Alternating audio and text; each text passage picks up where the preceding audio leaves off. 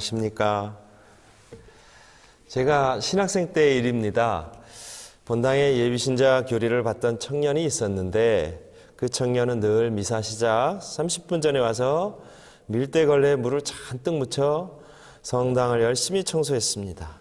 신자들이 조용히 성체조배하는 것에는 아랑곳하는 기색이 전혀 없이 성당 바닥을 부지런히 닦았습니다.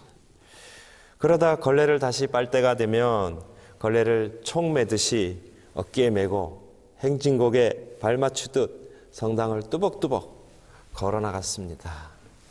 알고 보니 이 청년은 지능이 조금 모자라는 사람이었고 그래서 나이가 꽤 먹었는데도 장가를 못 간 노총각이었습니다. 그런 처지라 경로수녀원 소속 양로원 옆에 있는 과수원에 다두 아저씨 밑에서 일을 도우며 사는 청년이었습니다. 다두 아저씨가 이 청년을 예비신자 교리반에 인도한 것입니다. 이 청년이 영세를 받기 위해 보좌신부와 면담을 했습니다. 보좌신부가 물었습니다. 세례명을 무엇으로 정했습니까? 오렌지입니다. 이상히 여긴 보좌신부는 아무리 생각해봐도 오렌지라는 세례명은 없는지라 재차 물어보았습니다. 그러나 대답은 역시 마찬가지였습니다. 그러면 대부님은 누구로 정했습니까? 자두입니다. 자두라. 천주교 신자 중에는 그런 세례명이 없는데 그거 참 이상하다.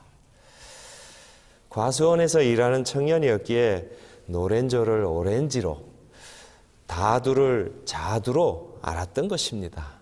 그래서 결국 성심원에 자두가 오렌지에 대부를 서게 되는 웃기는 일이 벌어진 셈이었습니다.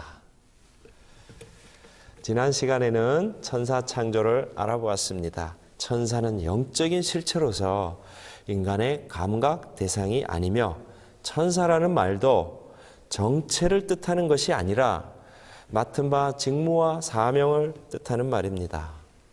구약 성경에서 천사는 하느님을 찬양하며 하느님의 일에 협조하는 존재로 나타나며 신약 성경에서는 예수 그리스도의 구원 활동에 협력하는 존재로 나타납니다.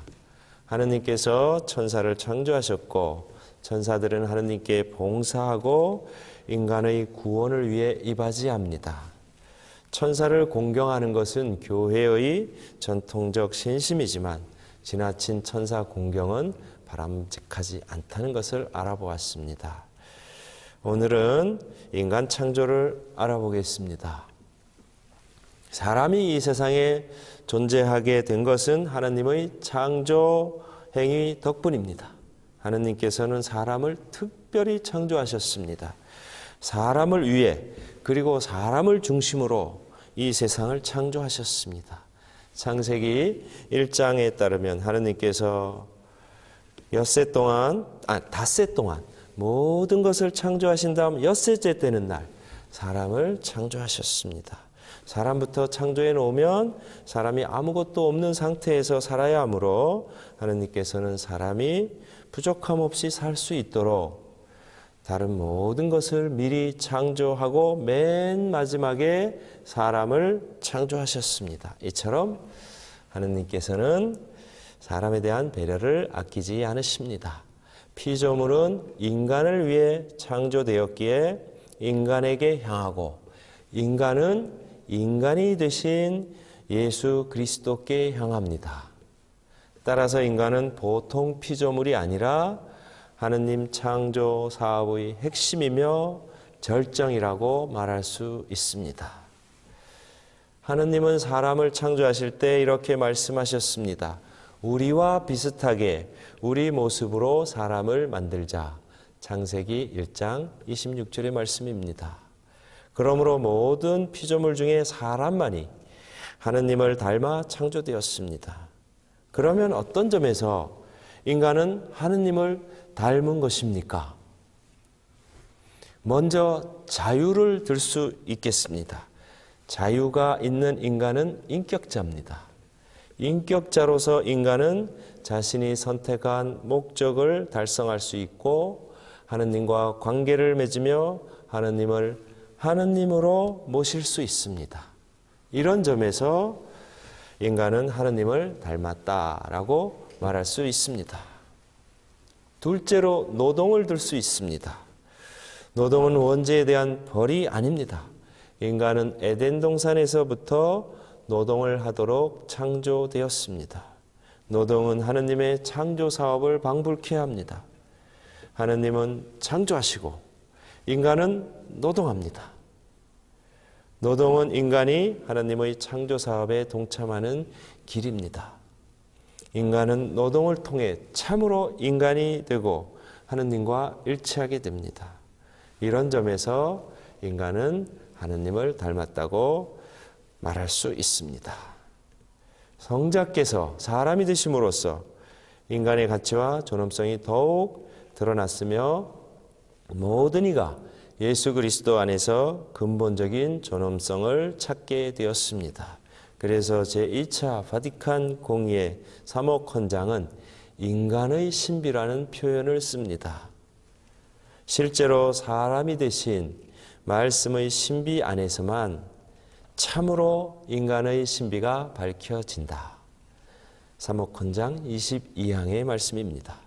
인간의 신비라는 표현은 인간의 존엄성을 부각시키는 말입니다. 온전히 인간이 되신 하느님의 아들 덕분에 우리도 하느님의 신비 속으로 들어가게 되었다는 뜻입니다. 하느님께서 태초에 사람을 창조하실 때 특별한 은혜, 즉 초성 은혜와 과성 은혜를 주셨습니다. 초성 은혜란 하느님이 원조들에게 주신 은혜로서 인간의 본성을 초월한 은혜이기 때문에 초성 은혜라 합니다. 다시 말해 성삼위 하느님께서 사랑으로 인간에게 주시는 은혜를 말하는데 이 은혜 덕분에 인간은 천상 영복을 누릴 자격을 얻게 되었습니다. 과성은혜 역시 하느님께서 원조들에게 주신 은혜로 인간의 본성을 더욱 완전하게 하는 은혜를 뜻합니다. 즉 탐욕과 이기심이 없으며 맑은 지혜, 그리고 고통과 죽음을 당하지 않는 은혜입니다. 그러나 원조들이 죄를 지음으로써 하느님은 초성 은혜와 과성 은혜를 거두어 버리셨습니다. 이상으로 인간 창조를 살펴보았고 다음 시간에는 원죄가 무엇인지 살펴보겠습니다. 다음 시간까지 안녕히 계십시오.